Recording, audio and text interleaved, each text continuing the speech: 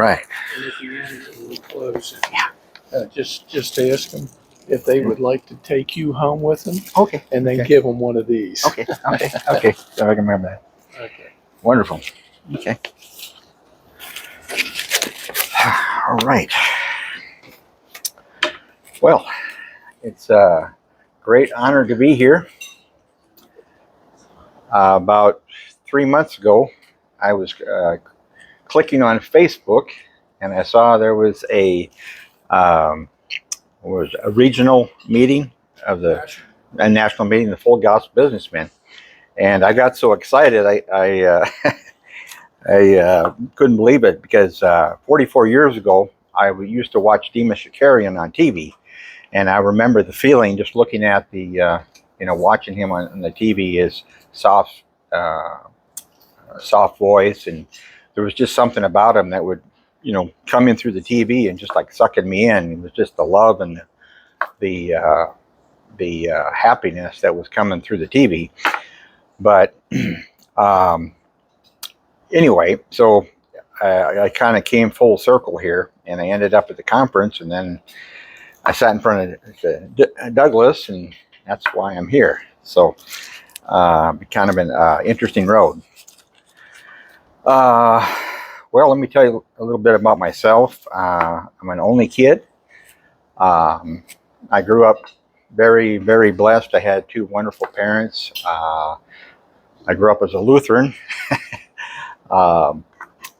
Anyway, in a very loving home. But the first 9 years of my life, we moved every 6 months. So it was tough because, I was always the new kid coming into school. I got ripped out. School would start, and I got ripped out. Oh, can't hear? Here? Okay.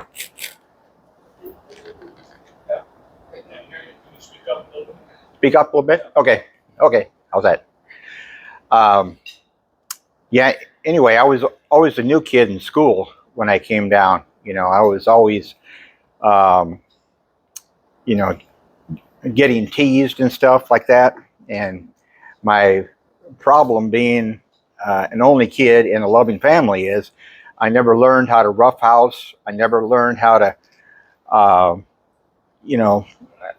talk back to people or anything. I didn't learn these skills growing up. I never played cards. I never played board games. All the things that are just normal when you have a brother and sister. And so, I would take people teasing me as they were trying to hurt me rather than just play around with me.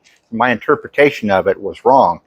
And I ended up, honestly, I really believe that I ended up with a demon of rejection that something dropped on me.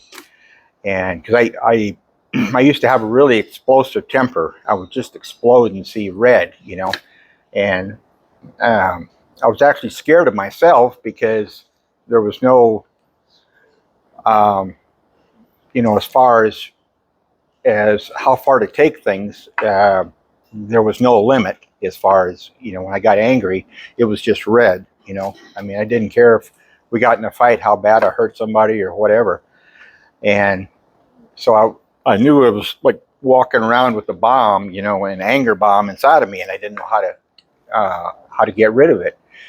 And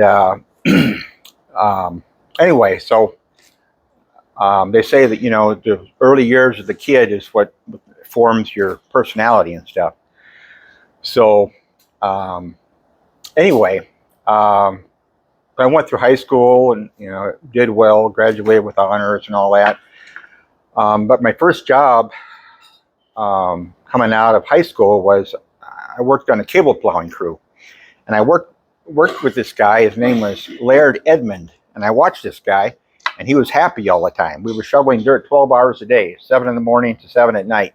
He never once complained. He was laughing and smiling. I thought this guy's like from outer space.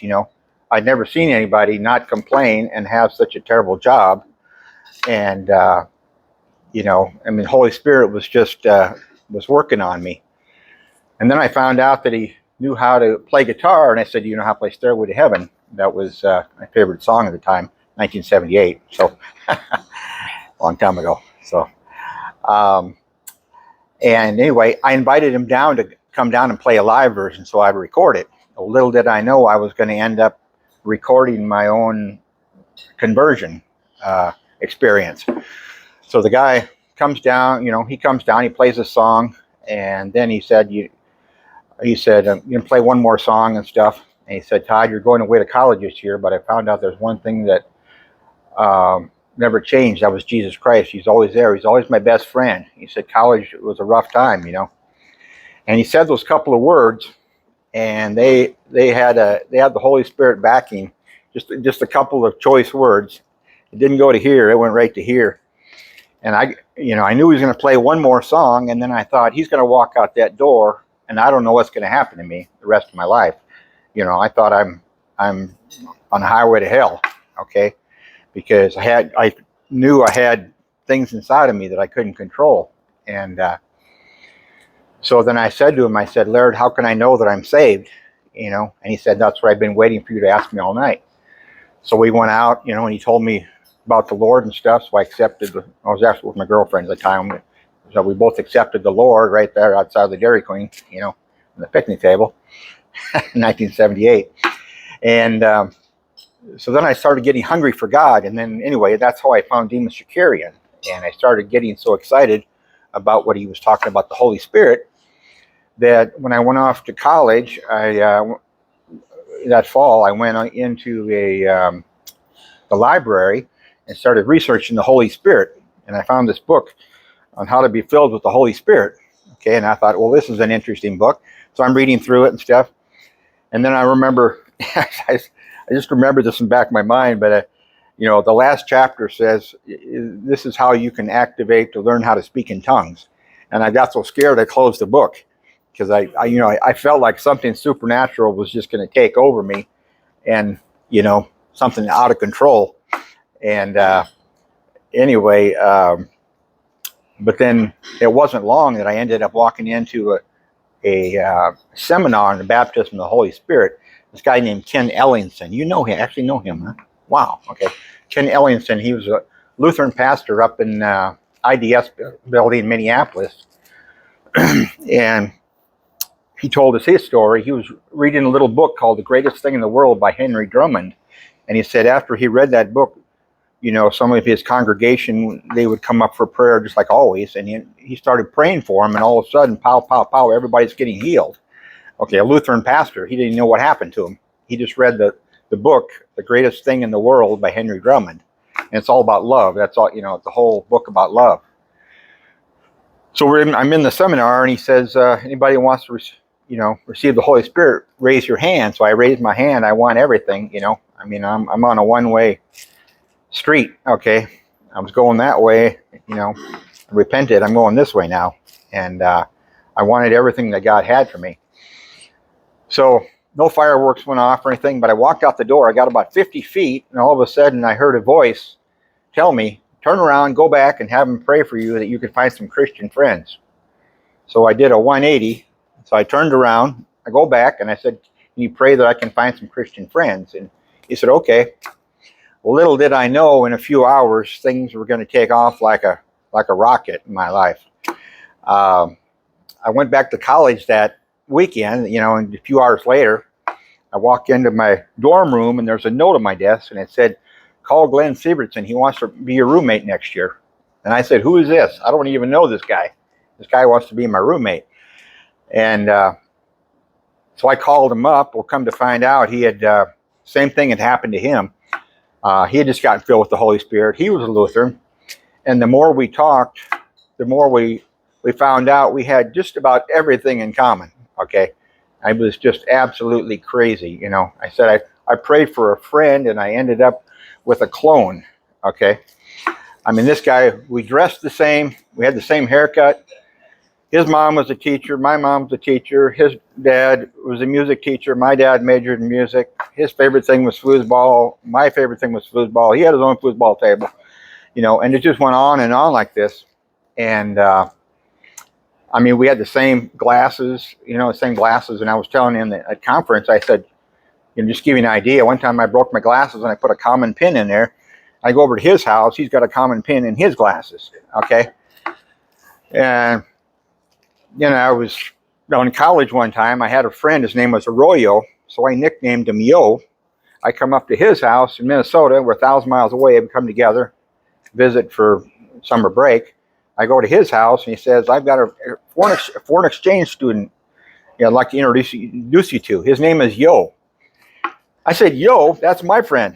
He says, my friend's name was Johan, so I nicknamed him Yo. And my friend was Arroyo, so I nicknamed him Yo. So we're 1,000 miles away. We're nicknaming our same friends with the same name, And it just went on like this. I can tell you this story. It just got so bizarre. I mean, we laughed and laughed and laughed, And since I never had any brothers and sisters, said, God says, that there's a friend that sticks closer than a brother, And I couldn't believe it. That was like the first time the Lord just blew my socks off what he was capable of doing. And that was just the start of it, And I was up in college at the time, and all of a sudden one day I realized I'm not going to graduate from this college. I just knew it. And so I was like, what am I going to do now? And I heard the same voice in my head said, if you could do anything you wanted to do or go any place you wanted to go, what would you do? Basically, write your own check, write your own ticket. And I thought about it, and all of a sudden I opened my mouth and I said, I want to go to a non-denominational Christian college in Texas that has aviation. Okay? It just came out, blah, blah, blah, blah, blah, So I went looking for it, I went to the library, and so I went looking. I said, Texas colleges, Christian. I narrowed down, and I saw this one. It said Laternal College, and I about came out of my skin again because I got this Campus Life magazine all the time, and every time I would read through it, I would see this one article, and it would say about Laternal College, and it would say like go-kart racing at a Christian college, Laternal College. Every time I would see that ad, my heart would leap. Okay, now I'm seeing it in the library. Now all of a sudden they come together, just like the Yo thing, came together. And I was like, man, my joy was just going off the chart, And I was reading the Bible like I was the last thing in the world. I was just, my dad didn't know what happened to me, My mom went to a pastor, thought I got in a cult, because all I wanted to do was go to church and read the Bible. All of a sudden, just, everything just went into orbit. And so even people in the town didn't know what happened to me. My friends didn't know what happened to me, I was going around, Jesus is alive, he's alive, wow, I'm just going nuts, And I remember when I was at my girlfriend's house, it was at night, and I told her, and the next thing I want to do is learn how to speak in tongues, Little did I know, in about 10 minutes, it was going to hit me, I got in my car, I'm driving down the road in the dark, and I'm worshiping the Lord, and all of a sudden, all my language changed about 10 minutes after I said it. And I just told her, well, he heard the prayer, and kapow, it hit me. And, I'm just about ready to explode with joy and happiness. I just couldn't believe the reality of God. And so I came down to Texas, and I went to Laterno, and, as a freshman, I'm going to just tell you a couple of things down there, a couple of wild stories. We came in as a freshman one day, and I'm sitting in a church, and they all wanted us to stand up and say where we're from. So I stand up. I'm 1,000 miles away from Minnesota now. I said, I'm from Starbuck, Minnesota. I sit down. All of a sudden, I see this paper note come down the aisle, and I open it up, and it says, how are things at Lake Minnewaska? That's the big lake right where I live in Starbuck, 1,000 miles away, and the guy is sitting in my pew has a cabin there, on Lake Minnewaska. Then we went to his house, and then we talked, we found out all of a sudden his wife had my mother as a teacher, so 1,000 miles away. So Lord was just throwing it on, He said, let me show you what I can do, bam, bam. And so anyway, so I went to Laterno, and it was just like a dream come true, because I finally had some brothers and sisters who were like this, Christian friends. We prayed together, we we cried together, we worked together, and it was just, I was just like, Lord, it just dropped me into heaven. I mean, I was just, couldn't believe the joy. And, and one of my favorite miracles that the Lord did happened at Laternal. I love telling this one. It was 1982. I had a minor prophets class with Dr. Kenneth McKinley. He was ex-military chaplain, hard-nosed Bible teacher, take no prisoners, really tough guy, And we had a term project to do. And he said, for the term project, I want you to basically go and write a commentary on all of the books of the minor prophets, verse by verse. Basically, write your own Bible, basically. That's going to be your term project to hand in at the end of the semester. And it was going to be like, third of our grade or something. So I thought, okay, I'll, there's no problem because I'd written term papers and stuff before.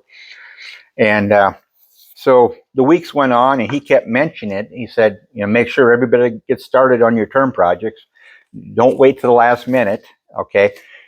And so we kept talking about it. Well, something, I don't know what happened. I just kept putting it off and putting it off. And then he stopped talking about it and I totally forgot about it. Okay. So the weeks went by.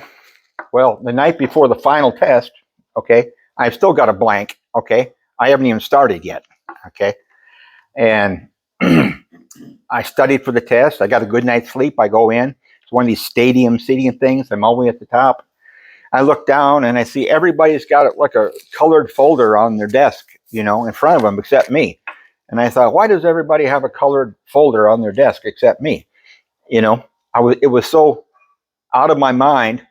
And the guy told me, he said, man, I didn't even get to study for the final last night because I had to finish this term project. And I said, the term project is due today. And I haven't even started, and there's no time to fast and pray, that time is gone, there was nothing to do except stand there and hope for grace and mercy. Okay. And as God is my witness, this is what happened. Okay. Now I've got about over 200 credit hours of college credits. Okay. I've taken lots of term projects, a lot of tests. Okay. And this, I'm going to tell you, has never, ever happened in my entire life. Okay. So I'm standing there and everybody's, he's talking about how to take the test. And all of a sudden he stopped and he said, you know what? He says, those term projects that are due today, he says, I tell you what, you can just go ahead and keep those for your own personal reference. I don't need to see them. I don't need to see them. And everybody was there. We're like, I've been working on this thing for weeks. They were so mad. And I'm like, yeehaw. You talk about a miracle. When you need a miracle, God shows up. Everything changes. I walked out of there skipping and dancing. I felt like the most loved person in the entire world, man. I don't even need to see them. The only person that didn't have something in front of them. That's happened one time. One time I needed a miracle. And I was totally, it was over. Here come the Egyptians. It's over. I needed a Red Sea. So anyway, that's one of my favorite ones to say. But so anyway, and then I started with the airlines in '84. And Lord's always moved me by usually something terrible happens and they shut down the maintenance base and I move over here. I got moved because 9/11, they shut the maintenance base down in Dallas. I got moved out of Longview, Texas because a tornado hit the hangar. And but it's all absolutely in perfect design. It couldn't work out any better. So I started with American Eagle in '84. I went to Dallas, got transferred there in 86, yeah, January 1st, '86. And I was there. And about 4 or 5 years later, I had my first experience of actually seeing a demon-possessed person at work, a guy that I worked with. that I had no idea he was demon possessed. Okay. Uh, Guy's name was Rick. We'd worked together for a couple of years. He was one of my best friends. He was energetic, hard worker, fun, great to be around and everything. And um, it just, I just got excited being around this guy. But the Lord was getting ready to show me what was really inside him. He was an Indian background, and he was had been a bartender his whole life before he became a mechanic. So I was in my apartment and I was watching a Benny Hinn video, and Benny Hinn said, he says, "I know the look in your eye," and he said, "Come out of her," and started casting the demon out of this lady on a video. And I thought, wow, that's interesting. I thought that's exciting. Well, little did I know, I was getting ready for about the same thing. Okay, so I go to work, and I walk in the door. I walk in the door. My three friends are sitting around the table. One of them is Rick, and they're playing cards. And I walk in, and all of a sudden, man, the Holy Spirit just dropped on me. I'm just intoxicated. I'm like, ooh, I'm just all wobbly. Just dropped on me, And I sat down on the sofa, and I'm like, yeah, and I'm just like woozy, And all of a sudden, the Lord said, "Look at the demon in his eyes." And I didn't know what to look at. And I went like this, and I looked at him, and he made eye contact with me. The second we made eye contact, he came flying out of his chair with his fist, screaming at his friends, "I hate you, I hate you, I hate you." And I was like, I had never seen this in real time. Okay. But the Lord had just said, "Look at the demon in his eyes." And he was looking that way. And we just went like this. And he had it looked like mouse eyes, big black eyes staring at you. And he just, the second we made eye contact, he flew out of his chair with his fist like this, getting ready to fight his friends. And I was like, oh man, I just watched this video of Benny Hinn casting out, "Look, I know the demon in your eyes." And then the same thing happened here, And man, I tell you, for the next about month, it was absolutely pure hell at work. I didn't know what to do. I didn't have anybody to talk to except the Lord. I was on my knees every morning for a couple of hours asking for protection, the angels, because his personality had snapped, and he was just like this at work, And we got to work together to fix airplanes, I remember I was on top of the truck one time, and he went up and he grabbed my leg, and he's trying to pull me off the truck, And I tell you, it scared the living jeebies out of me. Okay, I'm just to be honest. I wish I could say I was, a great man of faith, but this was all new. It caught me so off guard.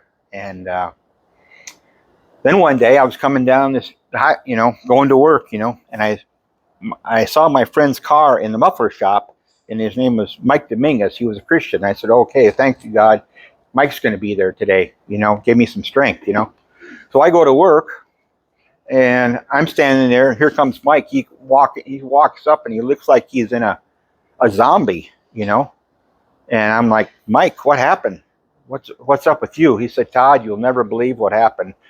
He said, "I saw you coming down the road in your car." So I saw his car in the muffler shop.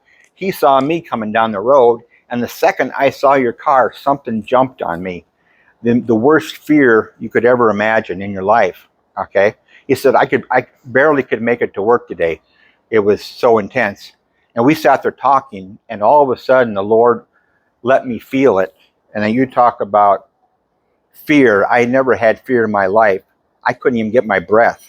We're standing there, and I'm like, like this. I mean, the fear that was pure hell. A demon had leaped on him to try to take him out so he wouldn't help me, strengthen me to fight this thing, And anyway, I said, "Mike, this is what happened. I was here the other day, and Rick, I heard, look at the demon in his eyes, and he comes flying out of his chair, I told him what happened." And so then the weeks went on. I'm still praying, and I said, "Lord, I don't know how much more of this I can take." I'm standing up, and I'm just like, and I could see him when he would go get around a crowd of people. they would change. Their personalities would change. Wherever this guy went, it was affecting people. I would see him get loud and mean and everything that wasn't normal for my friends, you know. And then yeah, I was getting right down to my, you know, I was holding on right at the end of my rope. I didn't know how much more I could take. And I come to work one day, and they said, "Oh, did you hear about Rick?" He said he put his transfer in to Los Angeles. He's already left. We'll never see him again. And God just took him totally out, you know, totally out of my life. But he let me experience that to see, you know, let me feel what and see what demons can do and how they can affect people and affect other people, you know. So I was probably about 25 then, and yeah, I remember it very well. So anyway, so I worked for the airlines, and that was American Eagle. And then I went to, I'm trying to think, I was going to tell you one more. I went to Delta, and I worked there. After 9/11, they decided to shut down the maintenance base. So they said either you can go to Atlanta. Everybody has to go to Atlanta and commute back and forth because they're shutting the maintenance base down, or you have to resign, quit. Okay, everybody had two options.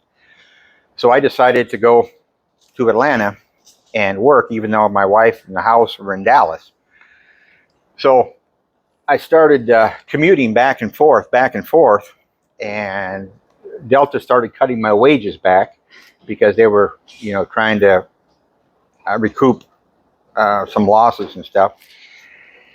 And after about a month, I realized I wasn't going to make it anymore. I couldn't financially make it because I'm paying to live in Atlanta. I'm paying a house payment in Dallas. They're cutting my wages, and I'm living in this dark neighborhood, you know. I mean, there's like no lights. It's an extended stay motel. The first week I was there, the fire alarm goes off, and the room right below me started on fire. It was a dryer room started on fire. Okay. Next week I go in, I put my key in, I hear a big crash, and I look across the street. Guy runs into a telephone pole and breaks it in half, and he's running for the ditch, and the police come. I said he went that way, you know. And I tell you, my spirit broke, and I got on my knees in the bed, and I cried out to God everything I had. I said, I am dying here. I'm not going to make it unless you come through. I can't make it financially. I can't make it emotionally, you know, because I had to work all week. Then I had to fly back and cut the grass and do that, and then fly all the way back, and the money was just going down fast, you know, draining. And I needed a miracle.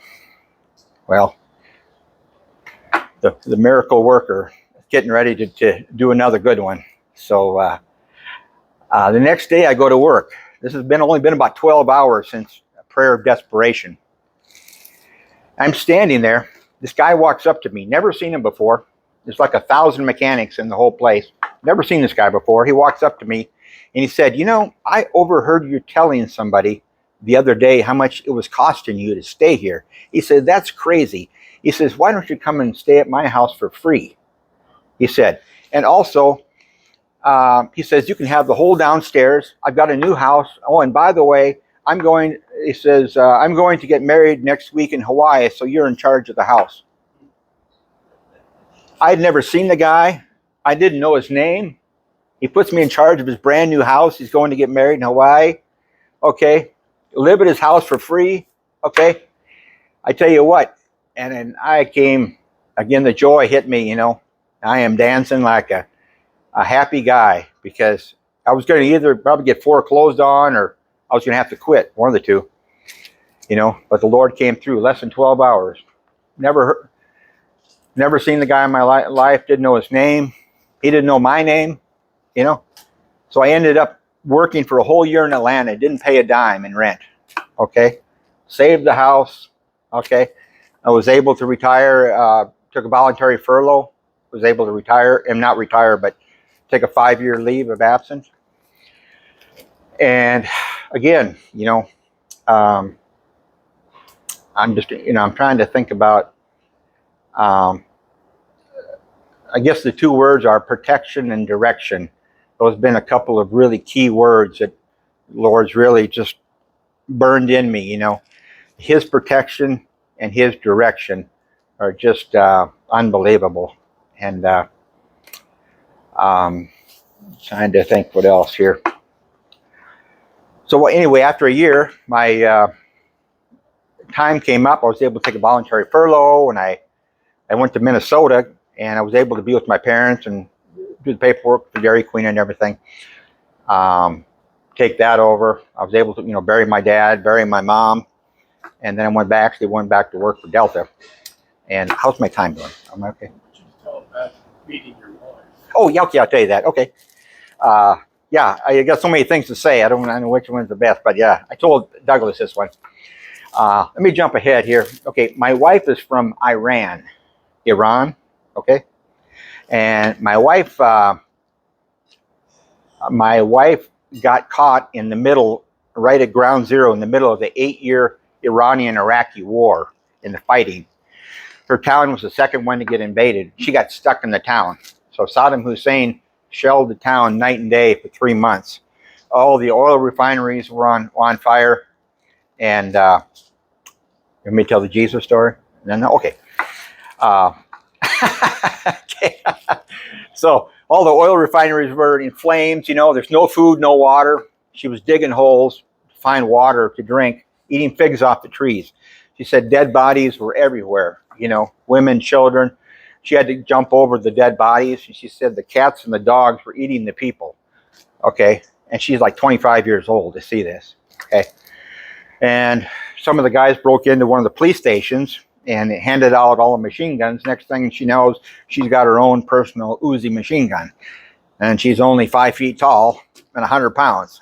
And they gave her one extra clip, you know, in case the Iraqis came in. Iraqis thought there was a bunch of military people inside the town, so they didn't dare come in, and so they just keep shelling the town night and day. Okay, so so anyway, she I tell you, she was with a friend. She told me with a friend one day, and they were going to go in the building. They had an agreement. Only one of them would go in case an artillery shell would come in, take them both out. It would only get one of them. Well, sure enough, her friend went. She said she just started to open the door. Artillery shell came right in front of her, blew it up, and blew her leg off. And my wife ran over there and held her, and she bled to death in her arms. Okay. And again, my wife's like 25 years old, 26. Okay. And she had a wonderful life growing up and everything. She's a Shiite Muslim. Okay. She said, I've been praying to Allah for 10 years. She said, if I'm not going in the right direction, please show me the truth. I want to know the truth. She said, I kept looking at the Quran. It was like getting even and getting revenge and all that. She says, I feel like God is loving. He's not a revengeful God, you know, and he's not like the Quran says, but that's all she had. And after 3 months, the government sent in like a big Chinook helicopter to airlift them out as a night rendezvous. She got in the helicopter, she said, and they were like little matchsticks. They took off. The Iraqis see them taking off. They started shooting missiles at the helicopter. So she said, for 20 minutes, she said, I looked out the window and she could see the missiles coming right at her, just zinging right past the rotor blades for 20 minutes. Okay. And then she, got involved with a bunch of students, and for political reasons, because their whole country had been overthrown. The Shah had gotten thrown out, and the Ayatollah Khomeini had been put in. So next thing she knows, she ends up in prison. So she's in prison for 2 years. And then while she was in there, they ended up executing her youngest sister, which was her best friend, because she had been more involved in this. Okay. And then, let's see. Oh, and then she got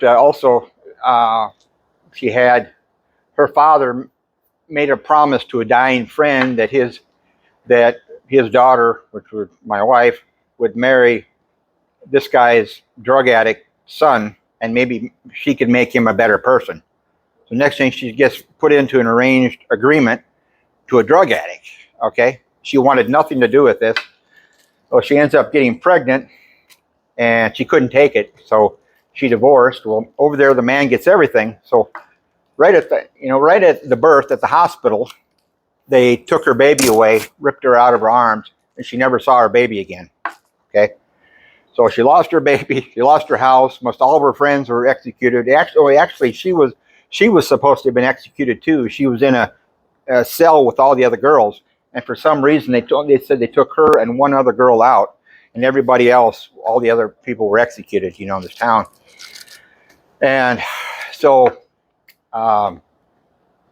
anyway, she's kind of a basket case about this time. Okay, and she tried to go to some psychologist to get help. Nobody could help her. Well, one night she went to a friend's house. First time she'd ever stayed at somebody's house in her life. Her dad was such a strict Muslim, he would never let any man see a hair on her head. He'd pick her up at school, protect her and all this. And so she went to this house. She said, I fell asleep, and all of a sudden I see this huge chandelier, the biggest thing I'd ever seen in my life. And this man comes walking underneath it, and he's got sandals on and long hair and a big smile. And he walks up to her in the dream and he says, I'm God. And she argued with him. You can't see God. I don't know who you are. Nobody can see God. And he said it again. I'm God. And he was talking to her by thinking, not with his mouth, And he said it 3 times. She argued with him every time. And after the 3rd time, he said, okay, well, he sent me to you. And she says, well, I can accept that. I don't know who you think you are. Nobody can see God. And he told her, he says, I know you don't know what's going on right now. He says, but I'm going to show you something. And from now on, you'll follow me for the rest of your life. He said, and also from now on, he says, you ask me whatever you want and I'll give it to you. All you have to do is ask. So he took her by the hand, he said, and he says, follow me. He's going to show her something. Goes through this door in the dream. Down the long hallway, opens up a door and says, look inside. He says, this is the friend you're staying with. This is her father. He says, and your friend's father does not have any legs. He says, when you wake up from this dream, tell your friend you want to see your father. He says, I'm telling you, he does not have any legs. So he's showing her, says, this is proof that I'm the real deal.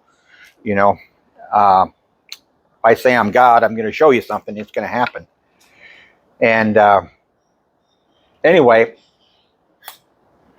next thing she knows, she said, she started waking up. She said, I started smelling flowers. And I'm like looking around, and her friends are asleep on the floor. And she looks over the corner of the bedroom. Oh, guess what? The man who was in the dream is now standing in her bedroom with a crown of flowers. She smelled the flowers before she even saw him. And they were daffodils, okay, which is significant because in the old culture in Iran, they believe if you smell daffodils, that it heals leprosy, okay? So she knew what the daffodils meant, but she didn't have a clue who this guy is. Some nut guy is saying he's God, okay? But, so she said, I started screaming, and he just started to evaporate in front of me, smiling.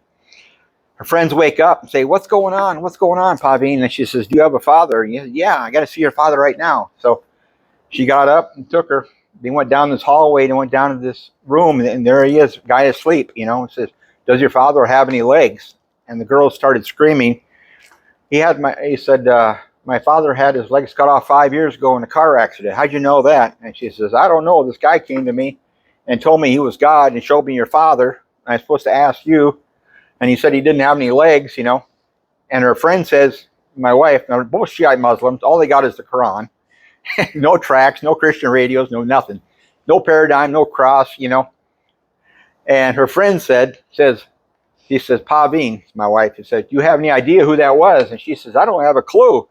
And her friend says, I think it must be that guy Jesus in the Quran. And my wife says, well, whoever this man is, I guess I got to follow him, And then 2 days later, she ended up miraculously finding her daughter who had been taken away from her 10 years ago. Yeah, so she got to see her daughter first time in her life after 10 years. Jesus said, from now on, you ask me whatever you want, I'll give it to you, And pow, he saw her daughter, So now a week before she had the dream, she had actually been in the Tehran airport getting a ticket for her mother. And they wouldn't sell her a ticket because they saw she's on a blacklist. She'd been blacklisted, you know. I mean, you get in trouble with the government over there, and you know. And they wouldn't sell her a ticket. She starts to walk away. Another lady comes right behind her, wants a ticket for the same location, and she heard it, and she says, "You know what? I don't care anymore. I don't care. I've lost everything." She said, "I just started screaming to the top of my lungs." She says, "You know what? I hate this stupid country. I hate the Ayatollah Khomeini. I hate this Muslim religion. I mean, every sacred cow you could kill, she just let her rip, you know." And she said, everybody's standing around there with their mouths open like, lady, 5 minutes, you're going to be taken out of here, you know. Any of those is a death sentence, you know. And public humiliation is the worst thing you can do, you know. And so this guy comes up behind her, behind the ticket counter, and said, "What's your problem, little girl?" And she said, "I went off on him too." And he said he got so mad he couldn't shut me up. He said he got so mad. He says, "Okay, you hate this place so bad. You come back in 2 days. I'll have a plane ticket for you out of here and a visa, and bring your passport. I'll stamp your passport." Well, sure enough, she goes back in 2 days. The guy bought her a plane ticket, got her a visa, which was impossible, stamped her passport. Okay, and then so a week later she had the dream. So Jesus showed up, and then a week later she flew out of the country, ended up in Austria. She's in the baggage claim area, and she's got 2 suitcases, and she looks up, "Okay, God, now what? I don't have any money. I don't know anybody. I don't have a clue. You know, I'm out of the country, you know." And she overhears somebody speaking her language, which is Farsi language. Looks like Arabic. Squiggly lines, they read from right to left, you know. If you look at a Bible, Revelations is on the front page, because it's, you know, you read from back to front. So, anyway, so Farsi, yeah. She goes over there because the lady speaks her language. Well, it ends up being a immigration lawyer, and just happens to be there. Okay. My wife told her a story. I said, "I'm trying to get to the United States. I got a brother, you know, come over." And she says, "Okay, you come to my office in 2 weeks. I'll get a visa for you to the United States." And she didn't know that really doesn't happen. Okay. They make promises over there, and once you get stuck there, they just keep working the money for you. So everybody laughed at her when she was staying there. Well, 2 weeks later, she went. Sure enough, they got her a visa to the United States. Next thing she knows, she's riding first class on American Airlines. Okay. Now, just a couple weeks before, she was screaming at the airport, "I hate this Muslim religion. I hate this government. I hate the Ayatollah." And now she's flying first class on American, going to the U.S., you know, with her brother. And so anyway, she was working at a doing some cleaning at a house and stuff. And a lady asked her, said, "Pauline, you ever been to church before?" She said, "No." He said, "The only reason I'm coming to church was she figured that must be where God lives, and she's coming to give him a piece of her mind. She's coming to tell God, why has my life been a complete zero? I haven't done anything wrong." Okay. And so she goes to church. She said, "I walked in, there was a little basket. I had $5 to my name. That's all I had in the whole world. I had nothing more than $5. I threw it in the basket like that." She says, "Okay, now you got my last $5. Now I don't even have a penny." Okay. And 5 minutes later, she walks up and meets me. Okay. So now, how we got married? I still got time with that one? Okay. Okay. I told this to Doug. I thought he might enjoy it. The Lord's very creative. You know, he's very creative on things. So when I had gotten saved back in, 78, 79, I heard the Lord speak to me, and he says, "I will bring somebody to you if you'll wait." He said, "No dating, no looking around." He said, "If you'll wait, I will bring somebody to you." And I knew it, that I knew it. Conditional. Didn't have to. Freedom of choice. I could do whatever I wanted to. But he said, "I will bring somebody to you." So I waited. So the years went by and the years went by, 3, 4, 5, 6, 7, 8, and I can't explain it to anybody. Nobody would believe me at work, And so I just kept it, hid it in my heart. After 9 years, one day my mom said to me, "Todd, you're getting in your 30s. Don't you think you should start thinking about dating or something?" And I said, and then again, it just came, this just came out of my mouth when I opened it. I said, Mom, God will bring somebody to me in the way that I would expect it to happen now is I would meet my wife at Restoration Church and Sammy and Dwight Doyle will introduce her to me. I knew where it was going to happen and how it was going to happen, just not who or when. Okay.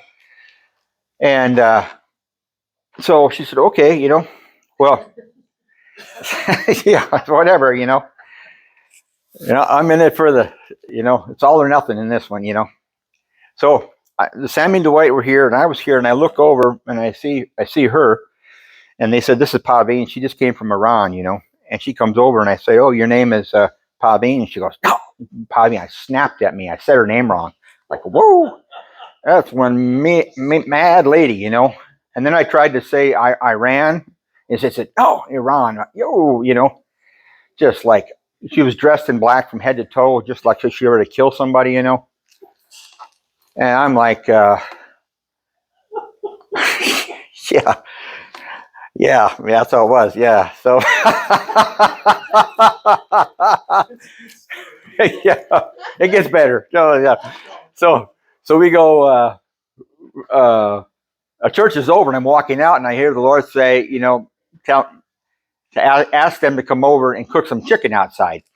So I told my friend Sammy and Dwight, I said, hey, you want to come over? I'll cook some chicken outside. And maybe you want to ask her too. I'm not going to ask her. Okay. Well, I found out later that made her mad because I didn't ask her directly. So I was batting zero everything I did, So we got my apartment. I was just out there in one of the little, cookers, and I'm cooking chicken. All of a sudden, I hear these words come in my head, and it says, "She could make you really happy." And I went, tilt. My brain was like tilt. I'm thinking, I don't even know this person. She barely speaks any English. Okay. And God's thinking she can make me really happy. Okay. And I put that on my back burner, and I was like, I didn't throw it out. I didn't rebuke it, but because I knew what I heard, but I was like, I don't want to hear that, just push it back there. And then, so we were just friends. We were friends. And, I was at church and I would meet her, say hi and stuff. And then, over the next month or two, she started just getting really mean, leaving me these terrible messages, screaming on my answering machine, And I said, Lord, I can't even be friends with her anymore. She's so angry. But she brought all of this, everything that I told you, she brought it with her. It's festering like a cancer inside, eating her up. She didn't know how to get rid of it, And I was the recipient of it, I was the pressure valve, take some pressure off, I guess, And so then little did I know that the Lord was bringing her to the end of herself, okay? And she was actually getting to the point of thinking about suicide, about killing herself with a knife. She was staying with a girl that lived at the church, and it was getting so terrible. But this girl gave her a piece of paper and said, if things get really bad, call this number. She can help you. And it was Beverly Sheesby. And so in desperation, she called this number, and Beverly said, I've been waiting for your phone call, And she specialized in deliverance, okay? So she comes over. Well, I found out, Beverly said to my wife, she says, you can be totally set free. The Lord can set you free, but you got to forgive every person that's ever hurt you in your entire life. You got to forgive your dad. You got to forgive the Iraqis. You got to forgive Saddam Hussein. You got to forgive the executioner of your sister. You got to forgive da-da-da. She said, I can't do it. She says, well, just start mouthing the words just by choice, So 4 hours later, Beverly said, is that it? She said, yeah, it's it, There's nobody left to forgive, nobody else to forgive, So Beverly laid hands on her and prayed for her and took authority over those demons and told her, said, if you're not better in 24 hours, come back and see me, And I somehow ended up coming down there for some reason. And I opened the door and I saw her and I could not believe it. She is laughing and smiling, jumping for joy. She's just like so full of happiness and joy. I mean, she went like a rabid pit bull to, whatever, a daisy, I could not believe the change, instant change, totally set free. She said, the sky is blue, everything is so beautiful. She's just, just couldn't believe it, and I'm so happy for her. And, uh, and then and then a little after that, I had bought her a whole Bible in her language because the Lord had said, she had told me before I escaped, I got a New Testament from a Catholic church, but I wish I had the whole Bible in my language. So I did some research and I bought her one. I held on to it for a few weeks. And all of a sudden one night, about 9 o'clock, I feel the Lord, go give her the Bible. Give it now. I jump in my car. I go down to the supermarket and I'm buying Scotch tape and I'm buying wrapping paper and I'm wrapping this Bible on the hood of my car underneath a street light, okay? About 9:30 at night, okay? I'm on a mission. You got to get her this Bible, okay, in her language, So I get my car. I drive all the way down to Arlington from Euless, way down there. I come knocking on the door. It's pitch black. They opened up the door. I give her a hit. Said, this is for you. She opens it up and her mouth flies open. She says, just 5 minutes ago, I was telling my friend, I really wish I could have the whole Bible in my language. And I said, see, you asked for something, God gives it to you, just like that. I said, and I'm trying to encourage her, see how much he loves you, And I'm trying to encourage her. And then this would have been about November of 90, I guess. Yeah, 91, yeah. And then we went into a Burger King down in Arlington. I remember we went in there, and all of a sudden she got all loopy on me. And she's just like intoxicated, And I knew that the Lord was hitting her, She's seeing something. Her eyes are all googly, and she's like, she can't stand up. And I'm trying to help her like a drunk person to the Burger King, And then I asked her, I said, what'd you see? And she says, it was Jesus. I said, what happened? He told me, he says, you're going to more than 4 parties next month, December 91. And she says, but I don't have anything to wear. And he says, yes, you do. Look. And instantly, Jesus put this beautiful dress on her. He said, come on, let's go. Go into a party. Okay. And so she said, more than 4 parties. I don't know anything, And, then,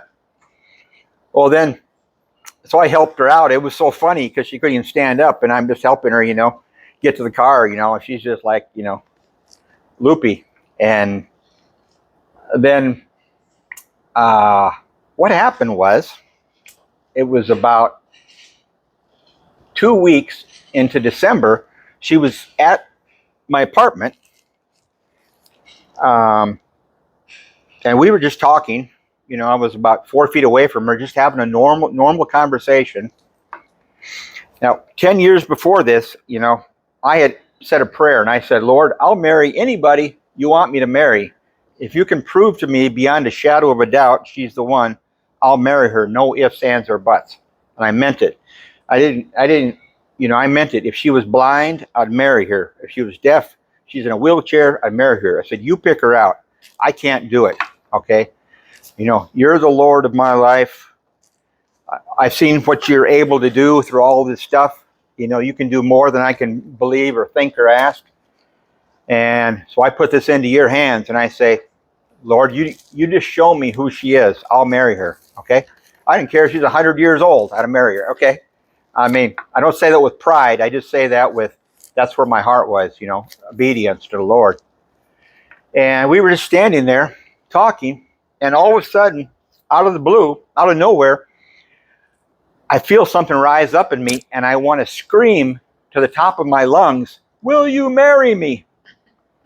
And I push it down, and I'm going, what was that? I'm thinking to myself, and I didn't say a word to her. You still hear me okay? Hear me okay? Okay. I didn't say a word to her, and we kept on talking.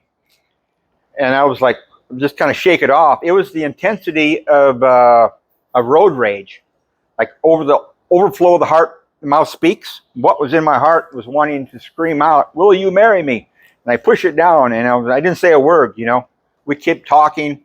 About 10 seconds later, all of a sudden, here it comes again. I feel this thing rise up in me, and I want to say, will you marry me? I push it down again. And I'm going, oh, I'm thinking to myself, Lord, I don't even know this person. Okay. I'm thinking, where's the flowers? Where's the chocolates? Where's the cards? Okay. Uh, my brain is just going tilt, tilt, tilt. But I knew what was happening. The Lord is speaking to me. And I push it down the second time. I keep on talking. Again, normal conversation. We got one foot in the spirit, one foot in the world, okay? And I'm doing a teeter-totter on this one. And all of a sudden, about 10 seconds later, here it comes again. Same thing. I want to say, will you marry me? Out of nowhere. Totally unplanned. Not even a thought. Not never once a thought. Okay. Nothing. Yeah. And I was like, I felt this emotion of an impending decision. I was like, I could feel the Lord say, what are you going to do? Yes or no? What are you going to do? Yes or no? I'm thinking, I got to think about this. And I could feel him say, no, you don't have time. It's now or never. What are you going to do? Yes or no? You say yes or no, And I'm like, my brain and everything is just, smoke coming out of my ears, And it was a feeling like, here comes Jesus walking down the street. Here he comes, here he comes. You got one moment to grab him. If you don't grab him and get touched and get healed, he might keep off walking, So I didn't know what to say. So I said to her, I said, I think the Lord just asked me to marry you because 3 times it came over me. Will you marry me? Will you marry me? Will you marry me? I said, does that mean anything to you? She looks at me and she says, oh, yes. That makes perfect sense because in my culture, the man has to ask the woman 3 times, will you marry me? Will you marry me? Will you marry me? And I said, okay, will you marry me? She goes, okay. We're like 2 pieces of wood, okay? And I'm thinking, I'm getting married. 30 seconds ago, it wasn't even a thought, okay? And I'm thinking, but I made that promise. I said, Lord, I'll marry. If you can prove to me that she's the one, beyond a shadow of a doubt, I'll do it, So I said, will you marry me? And I'm thinking to myself, I'm still teaching her English. She's never driven a car in her life, okay? I had to do all the immigration paperwork and this and that, So I called up my mom. I said, Mom, I'm getting married. It's kind of like an SOS. Help me, Mom. You know. And it was just surreal. But man, if you want to walk in the Spirit, the Lord will take you at your word. He will take you at your word if you want to. Don't have to. But I wanted it. I wanted everything. And so then we just, and then I got thinking, well, okay, we're going to get married. When are we going to get married? And I thought about January, February, March, and it was like, it fall flat on me, And I thought about December. I said, December, we got to get married in December. We got 2 weeks to get married. We got to get married 2 weeks, And now it's an emergency. We got to get married. Well, little did I know, this lady who had taken her through deliverance the month before had told her, said, Pavine, you're getting married next month. And she said, who am I going to marry? I don't even know anybody. The only person I know is Todd, and we're not interested in each other. And he said, you're getting married to somebody. I don't know who it is, So she didn't tell me that, but I knew we had to get married in December, okay? So we're making preparations and this and that and everything. And then, I really believe that Lord did a translation on my mom and dad's car, okay? What happened was we were getting ready to go to the wedding, okay? It was my mom and dad were behind me in the car. I was in the middle, and my best man was ahead of me in the car. And we had to go from Euless all the way up by right straight parallel with DFW Airport, go way up northeast to this wedding chapel at 9 o'clock at night. Pitch black outside, no cell phones. So we took off, and out my last words were, said, Mom, whatever you do, don't get lost. I said, I got to get married in about 25 minutes, okay? Whatever you do, don't get lost, okay? No maps, no cell phones. They don't know the area. It's pitch black, okay? And we took off. My friend and I get halfway up to DFW Airport. I look behind me. Mom and Dad are gone, okay? So I got to get married in about 20 minutes.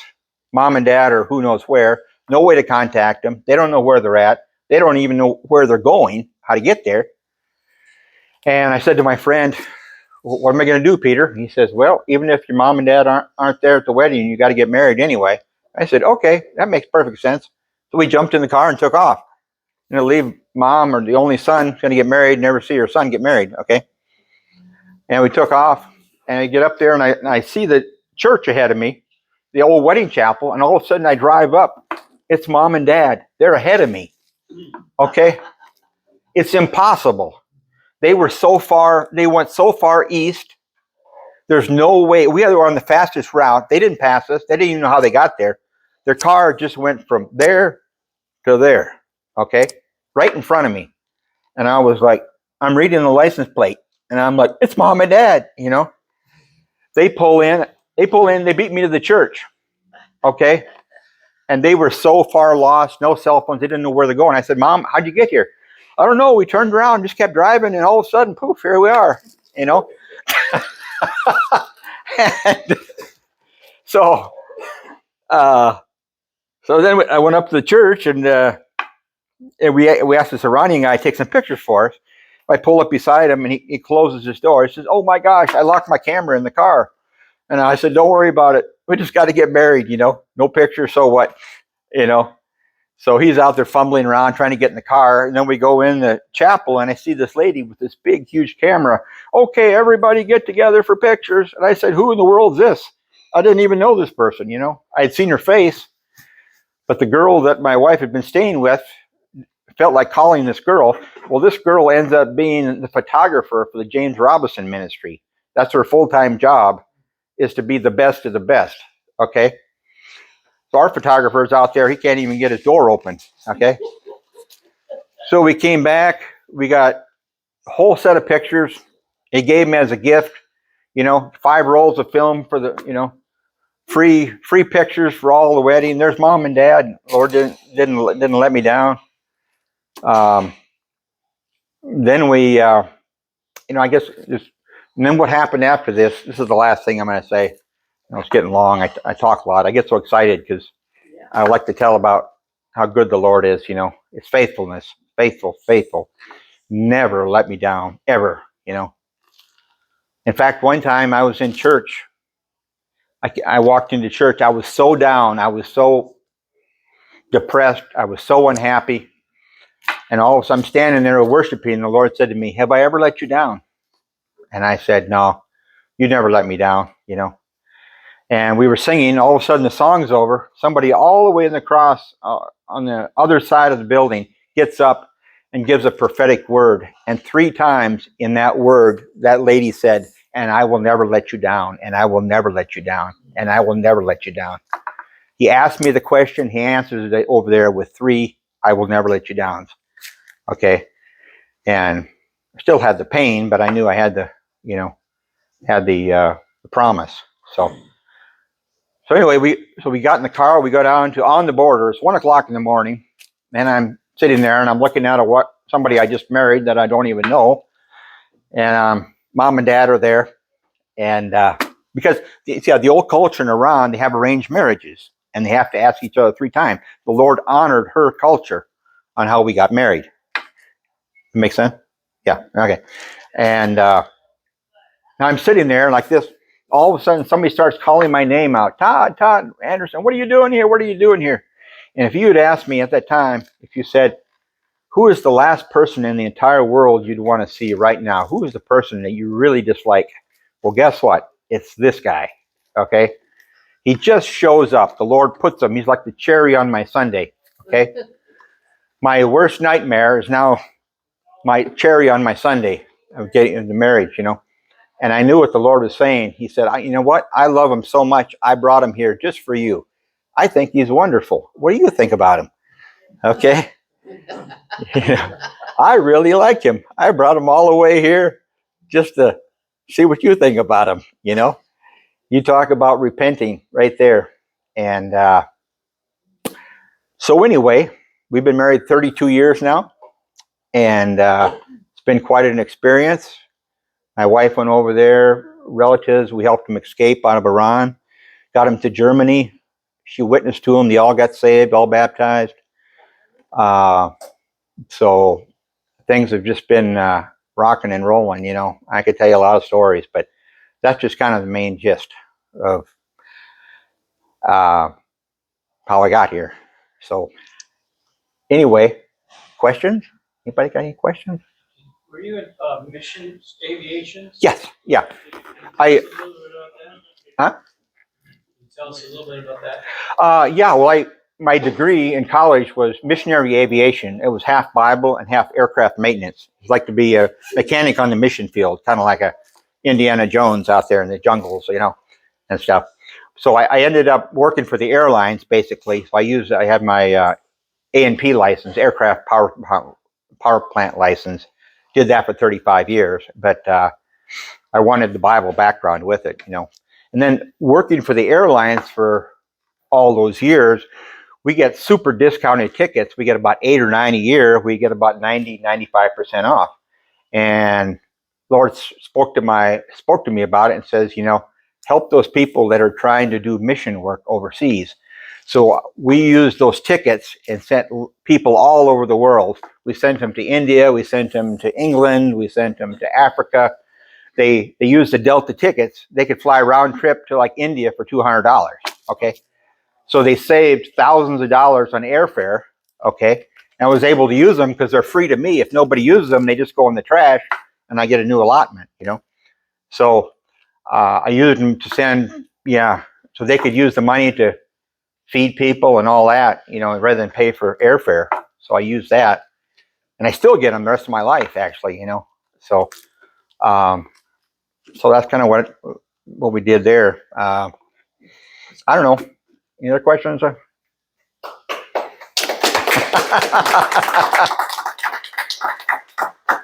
Thank you. I'm going to do something. You Sure. stand right here Okay. with me. Yes. So look right here at this.